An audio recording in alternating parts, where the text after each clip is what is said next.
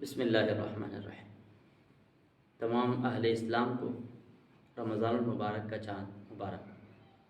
بہت خوش نصیب ہیں اہل اسلام اور ہم سب کہ اللہ تعالیٰ نے ایک بار پھر یہ برکتوں رحمتوں والا مہینہ ہمیں عطا کیا، اور آقا پاک صلی اللہ علیہ وسلم ارشاد فرماتے ہیں کہ یہ صبر کا مہینہ ہے اور یہ غمخواری کا مہینہ ہے اور یہ لوگوں کے ساتھ اخوت ہمدردی کا مہینہ ہے اور یہ لوگوں کو معاف کرنے کا مہینہ ہے۔ تو ہم اس مہینے کے اندر عزم کریں اس بات کا کہ ہم نے لوگوں کے ساتھ ہمدردی بھی کرنی ہے، ہم نے لوگوں کے ساتھ خیر خواہی بھی کرنی ہے اور صدقات کی کثرت کرنی ہے، لوگوں کو معاف کرنا ہے، اور سب سے بڑی بات یہ ہم نے صبر کرنا ہے۔